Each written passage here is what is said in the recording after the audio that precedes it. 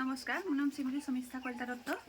মই বাহৰুৱা গাঁৱৰ এগৰাকী সদস্যা আৰু মধ্য মিছামৰ গাঁও পঞ্চায়তৰ এগৰাকী মানে গৃহিণী আৰু কিন্তু এতিয়া মানে আপুনি এইটো ডেমো পাইছিল ন মুৰ্গী ক'ৰ পৰা পাইছিল? গোলাঘাট জিলা আত্মাৰ পৰা ন?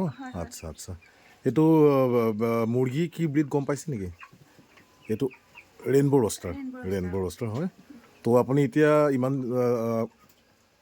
খেতিটো কৰি কেনেকুৱা পাইছে মানে? ভাল পাইছে? অঁ, তো আগলৈ কৰিবনে? আগলৈ কৰিব ন? অঁ।